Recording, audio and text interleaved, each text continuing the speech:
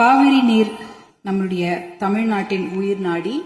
38 மாவட்டங்களில் 28 மாவட்டங்கள் காவிரியை நம்பிதான் இருக்கின்றன. 8 கோடி மக்களில் 5.5 கோடி மக்கள் காவிரி நீரை நம்பிதான் இருக்கின்றார்கள்.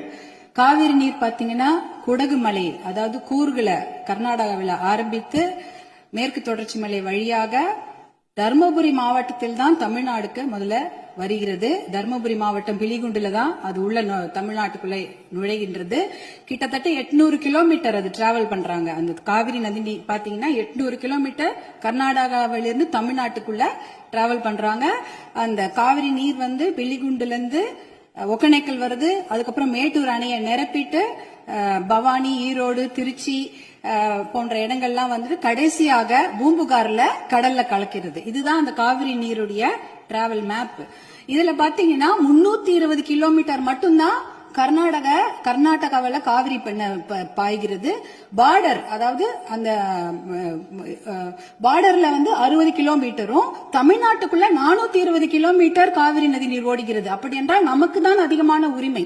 420 கிலோமீட்டர் தமிழ்நாட்டில் ஓடுது, நம்மளுடைய மாநில எல்லையில 60 கிலோமீட்டர் ஓடுகிறது.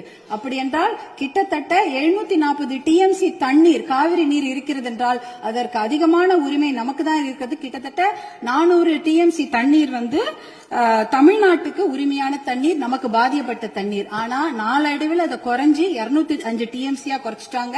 192 டிஎம்சி அதை குறைச்சிட்டு இன்றைக்கு 177 டிஎம்சி தண்ணீர் தான் தமிழ்நாட்டுக்கு என்ஷூர் பண்ணிருக்கிறாங்க. அதாவது அந்த காவிரி நடுவர் மன்ற தீர்ப்புல பாத்தீங்கன்னா Karnataka has to ensure to give Tamil Nadu 177.25 TMC தண்ணீர்னு அங்க வாக்கியங்கள் வருது. இது 178 டிஎம்சி நமக்கு இறுதி தீர்ப்பின் படி வர வேண்டிய தண்ணி. ஆனா என்ன பாத்தீங்கன்னா நம்ம வந்து கடைமடை மாநிலம், கர்நாடக அரசு முதல்மடை மாநிலமாக இருக்கின்றது. சுப்ரீம் கோர்ட், உச்சநீதிமன்ற தீர்ப்பின்படி கடைமடை மாநிலத்தின் அனுமதி இல்லாமல் எந்த ஒரு கட்டுமான பணியும் எந்த ஆற்றுப்படுகையிலும் கட்டக்கூடாது. குறிப்பாக காவிரி நதி நீர் மேல கட்டக்கூடாது. ஆனா 4 டேம் இருக்கு. 1931 கிருஷ்ணராஜசாகர் டேம் இருக்கு. அது வந்து ஆங்கிலேயர் காலத்தில் கட்டப்பட்ட டேம்.